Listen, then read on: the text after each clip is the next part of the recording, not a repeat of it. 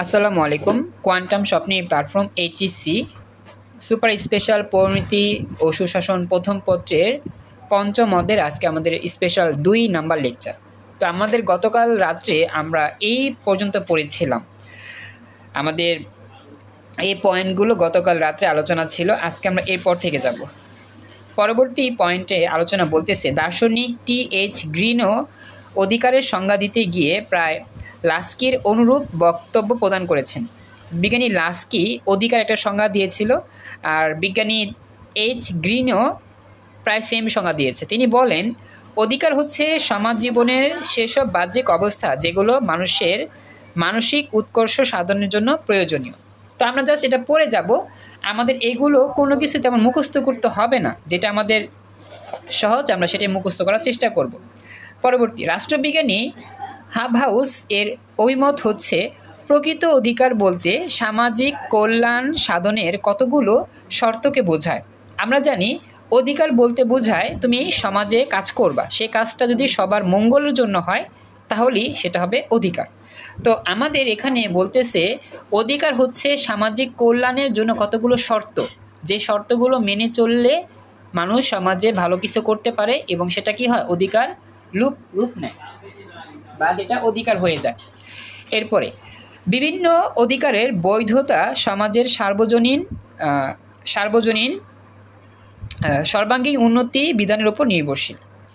অধ্যাপক হল্যান্ড এর মতে এক ব্যক্তি কর্তৃক অপর ব্যক্তি বা ব্যক্তিবর্গের কাজকর্মকে সমাজের মতামত ও শক্তি দ্বারা প্রভাবিত করার ক্ষমতাই হলো অধিকার। আসলে আমরা এই পয়েন্টগুলো জাস্ট পড়ে যাব, এখানে তেমন কিছু মুখস্থ করতে হবে না, জাস্ট আমরা ধারণা নিব কোন বিজ্ঞানী অধিকার সম্পর্কে কি বলেছে। টিসিডিসি জাতিসংঘের ইউনেস্কো কমিটির মতে অধিকার হলো সমাজ জীবনযাত্রার সেসব সুযোগ সুবিধা যা না থাকলে সমাজের নির্দিষ্ট ঐতিহাসিক স্তরে মানুষ সমাজের সক্রিয় সদস্য হিসাবে সমাজের কল্যাণ সাধন করতে পারে না, কারণ ওই সুযোগের অভাবে নিজ সত্তার পূর্ণ বিকাশ আদৌ সম্ভব হয় না। জাতিসংঘের মতে অধিকার বলতে এই বিষয়টা বোঝাচ্ছে। পরবর্তীতে সুতরাং অধিকার হচ্ছে এমন কতগুলো মৌলিক সুযোগ সুবিধা যা সবার জন্য অত্যাবশ্যক। অধিকার বলতে মানুষের আত্মবিকাশের জন্য কতিপয় সুযোগ সুবিধা বা দাবিকে বোঝায়, যে দাবিসমূহের হয়তো নৈতিক না হয় আইনগত ভিত্তি রয়েছে। পরিশেষে বলা যায়, মানুষ বিবেকবান ও নৈতিকতা সম্পন্ন সামাজিক জীব। মানুষ একে অপরের সাথে সম্পর্কযুক্ত হয়ে সমাজবদ্ধভাবে জীবনযাপন করে, এ কারণেই সমাজে মানুষের অধিকার স্বীকৃত হয়েছে। তো আসলে আমাদের অধিকার নিয়ে এখানে অনেক বিজ্ঞানী অনেকগুলো মতামত দিয়েছে, তো আমাদের এগুলো কিছু মুখস্থ করতে হবে না, জাস্ট আমরা পড়ে যাব। আর এইখান থেকে যে সংজ্ঞাটা আমাদের কাছে সহজ লাগবে, পড়তে সহজ, মুখস্থ করতে সহজ, লিখতে সহজ, আমরা সেটাই মুখস্থ রাখবো। এটা হচ্ছে এতটুকু অংশে আলোচনা। তো যতটুকু আলোচনা করছে আমাকে জানে আফরিনা, নূর, আয়া, সোহান বুঝতে পারলা কিনা, জাস্ট একটু রিভিশন দিয়ে গেলাম এই অংশটা। তো এটা আমাদের শেষ, আমাদের এখানে কিছু মুখস্থ করতে হবে না। এখন আমরা নেক্সট পরবর্তী টপিকে আলোচনা করব। এখন আমরা শিখবো সবচেয়ে ইম্পর্টেন্ট অধিকারের শ্রেণী বিভাগ। এই যে অধিকার নিয়ে আমরা গত ক্লাসে কত বকবক করেছি, সেই অধিকারের কতগুলো শ্রেণী বিভাগ আছে সেটা আজকে পড়ব।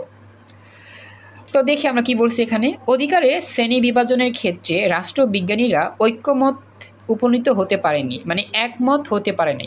এক একজন বলছে অধিকার এক এক রকম, এক একটা ভাগে বিভক্ত।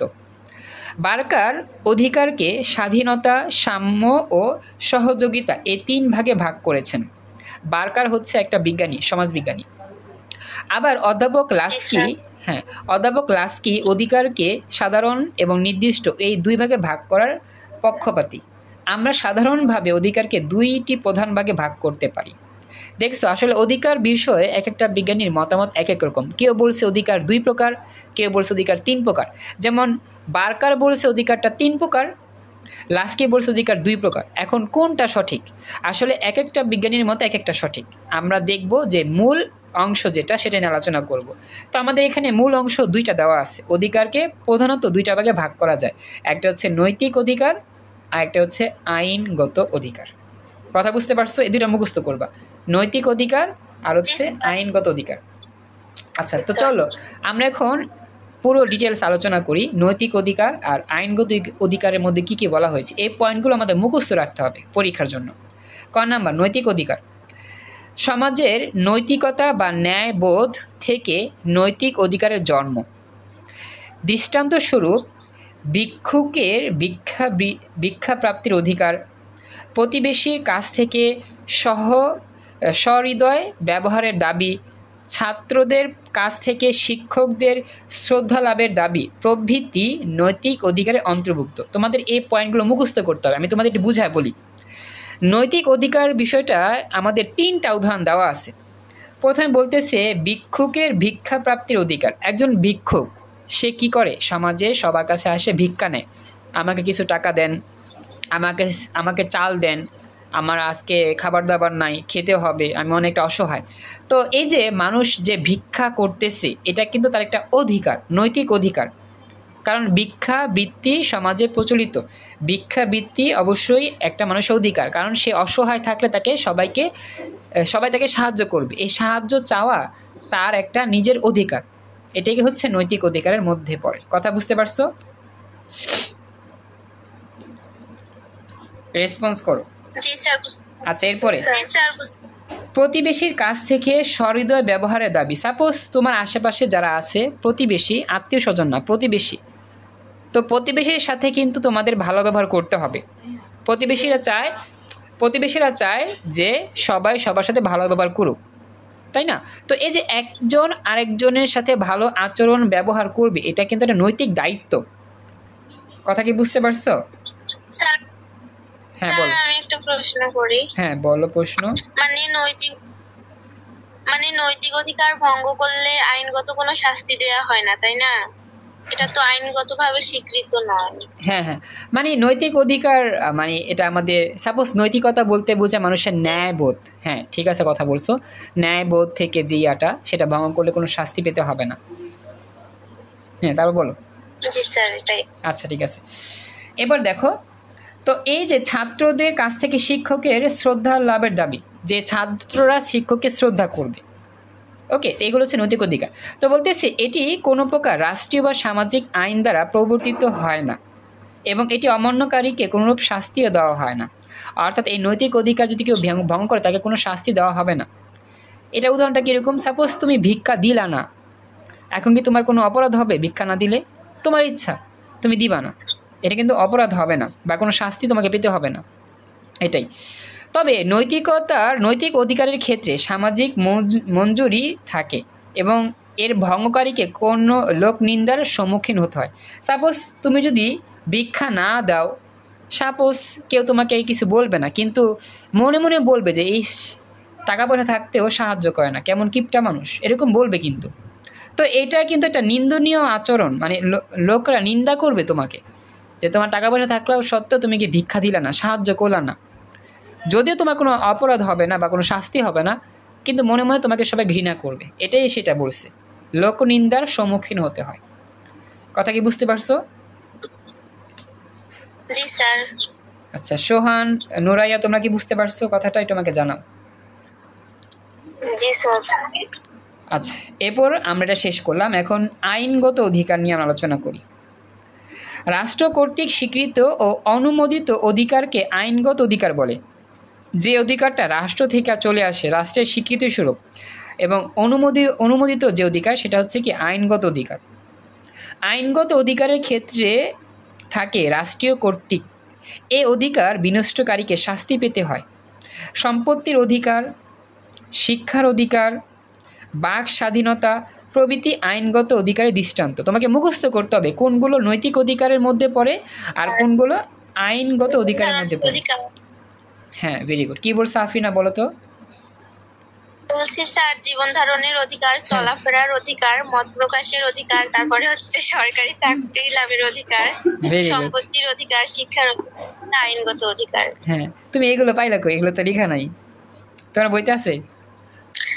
আর এগুলো আমি বইয়ে পড়ছি। আসলে পৌরনীতি আমার ফেভারিট সাবজেক্ট, তো তাই আমি আগেই সবগুলো পড়ে রাখছি আর কি। ও আচ্ছা, তোমার কত অধ্যায় পর্যন্ত পড়া হয়েছে?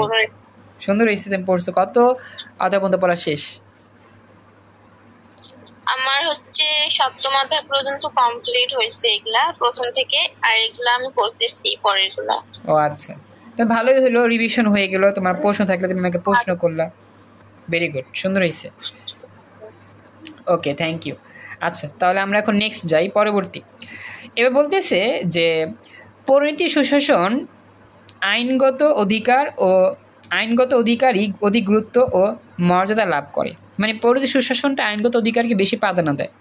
তো আবার এই আইনগত অধিকারকে আবার কয়টা ভাগে ভাগ করা হয়েছে?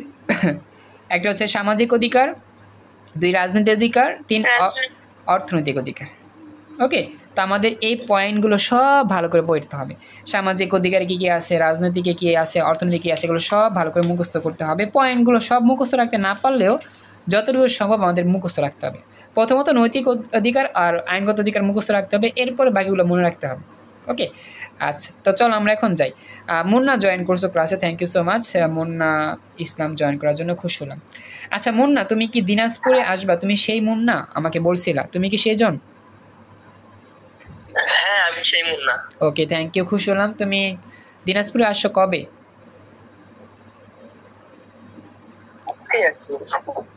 ওকে, থ্যাংক ইউ মুন্না, তুমি আজকেই জয়েন করছো, অনেক সুন্দর হয়েছে, খুশি হলাম।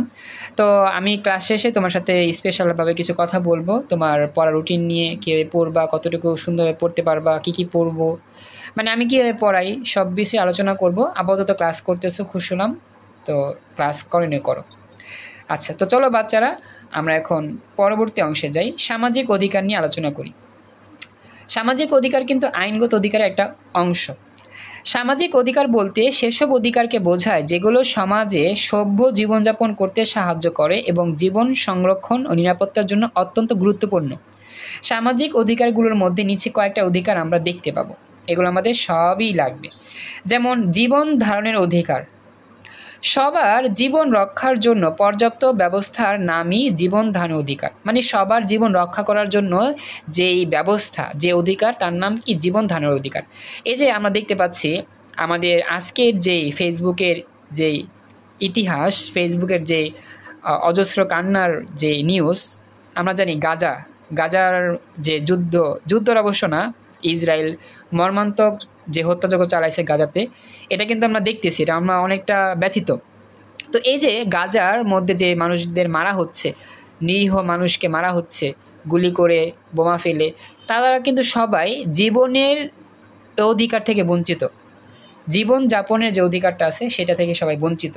কারণ কি, মানুষের একটা জীবন, এটা কতটা মূল্যবান, এটা মানুষের জীবন না থাকলে, মানে জীবন যে কতটা মূল্যবান এটা মানুষ ছাড়া কেউ বুঝে না, বা কোনো প্রাণীর পক্ষে বোঝাটা কষ্টকর যে জীবনের মূল্যটা কত। তো ইসরায়েল যারা আছে, আমরা সবাই দোয়া করি তাদের হিদায়াতের জন্য, হিদায়াত না থাকলে আমরা দোয়া করব তাদের ধ্বংসের জন্য, যেই ধ্বংসটা তারা গাজাতে চালাইছে। তো এটাই হচ্ছে সেই উদাহরণটা আমি দিলাম আজকে, যে জীবন ধারণের অধিকারটা আমাদের প্রথম মতো সবারই মৌলিক অধিকার। কারণ আমরা সবাই সমাজে, রাষ্ট্রে, পৃথিবীতে আমাদের বেঁচে থাকতে চাই আমরা। তো Nusrat Khandaker, thank you, join করছো। ক্লাসটা তো আসছে, একটু পরে তোমাদের ক্লাস হবে, একটু পরে জয়েন করো ক্লাসে। তো যেটা বলতেছিলাম, তো আমাদের এই যে এই জীবন ধারণের অধিকার, এটা সবচেয়ে ইম্পর্টেন্ট, কারণ জীবনের জন্যই আমরা সব কিছু করি, তাই না? বেঁচে থাকার জন্য মানুষ অনেক চেষ্টা করে। তো খাদ্য, বস্ত্র, বাসস্থান, শিক্ষা, চিকিৎসা সুবন্দোবস্ত করা এবং কেউ যাতে কারো প্রাণহানি করতে না পারে তার জন্য আইনগত ও শাস্তিমূলক ব্যবস্থা গ্রহণ করা রাষ্ট্রের দায়িত্ব। এই যে মানুষগুলো যে মারতেছে গাজার মধ্যে, সে মানুষের যে মারার ফলে ইসরায়েলের কোনো হচ্ছে, কোনো ক্ষয়ক্ষতি হচ্ছে, ওদেরকে কোনো আইনের আওতা আনতেছে না। তো এটা কিন্তু নৈতিক অবক্ষের একটা কারণ। সামাজিক অনুকূল পরিবেশে বসবাসের মাধ্যমে জীবনকে উন্নত করার মাধ্যমে জীবন ধারণকে যে ধারণের অধিকার নিহিত। প্রতিটি সভ্য রাষ্ট্র এই অধিকার সংরক্ষণ করে। প্রতিটা সভ্য রাষ্ট্র কী করতে হবে? এই জীবন ধারণ অধিকারকে সংরক্ষণ করতে হবে। তো ক নম্বর পয়েন্টটা বুঝতে পারছো কি না আমাকে একটু জানাও। আফরিনা, নুরাই আসাম, আচ্ছা। এরপর খ নাম্বার, চলাফেরার অধিকার। রাষ্ট্রের অখণ্ডতা বিপন্ন না করে দেশের এক প্রান্ত থেকে অন্য প্রান্তে পর্যন্ত স্বাধীনভাবে চলাচলের সুযোগকে চলাফেরার অধিকার বলে। চলাফেরার অধিকার মানে সমাজে সবাই ভালো করে চলাফেরা করতে পারবে, চলতে গেলে কার কোনো বাধা হবে না, এটা হচ্ছে চলাফেরার অধিকার। একমাত্র রাষ্ট্রের সার্বভৌমত্ব ও অখণ্ডতা রক্ষার স্বার্থে সরকার এই অধিকারের ওপর নিষেধাজ্ঞা জারি করতে পারে। গ নাম্বার, সম্পত্তি ভোগের অধিকার। রাষ্ট্রীয় স্বীকৃতির সীমানার মধ্যে প্রত্যেক নাগরিকের সম্পত্তি ভোগের অধিকার আছে। কেউ যাতে জোর করে অন্যের সম্পত্তি দখল করতে না পারে তার পর্যাপ্ত ব্যবস্থার নামই সম্পত্তি ভোগের অধিকার। অর্থাৎ সবাই সবার নিজ নিজ সম্পত্তি ভোগ করতে পারবে, নিজের জায়গায় নিজ জমিতে থাকতে পারবে, এটা সবারই একটা অধিকার। এরপরে ঘ নাম্বার, চুরি করার অধিকার, চুক্তি করার অধিকার, চুরি না, চুক্তি করার অধিকার। সমাজে বসবাসরত মানুষ ন্যায়সঙ্গতভাবে একে অপরের সাথে চুক্তি সম্পাদন করতে পারে। চুক্তি সম্পাদন করা মানে পরামর্শ করা, কীভাবে কাজটা করা যায়, টিসিটিসি। সব বিষয় মানে বিষয় সম্পত্তি লেনদেন সংক্রান্ত চুক্তি করা নাগরিকের সামাজিক অধিকার। চুক্তির শর্ত সংরক্ষণ করার ব্যাপারে রাষ্ট্রের ভূমিকা গুরুত্বপূর্ণ। তো মোটামুটি যে আলোচনা করছি সামাজিক অধিকারের মধ্যে একটু আমাকে জানা, বুঝতে পারলা কিনা? জি স্যার, বুঝতে পারছি। Thank you so much. তো তোমাদের বাড়ি কাজটা হবে, এই যে আমরা অধিকারের শ্রেণীবিভাগ পড়লাম, নৈতিক অধিকারের পয়েন্টটা মুখস্থ করে লিখবা, না দেখে। আইনগত অধিকার মুখস্থ করে না দেখে লিখবা। আর আমাদের সামাজিক অধিকারের যে পয়েন্টগুলো তোমার কাছে সহজ লাগে, আরও অধিকার আছে বইয়ের মধ্যে, অনেকগুলো আছে, সব তো আর পড়তে পারলাম না। তো যে 3টা 4টা পড়ছি আমরা, এগুলো মুখস্থ করে না দেখে খাতায় লিখে আগামীকাল দেখাবা, এটাই বাড়ি কাজ থাকবে। আর যারা অফলাইনে এই ক্লাসটা রেকর্ড দেখতেছো তোমাদেরও বলতেছি, তোমাদের বাড়ি কাজটা থাকবে এই যা যা পড়াইছি এইখানে সারসংক্ষেপগুলো নিজের ভাষায় লিখে আমাকে দেখাবা। বাড়ি পড়া বুঝতে পারছো সবাই? জি স্যার। তো আজকের মতো স্পেশাল 2 নাম্বার লেকচারটা এখানেই কমপ্লিট।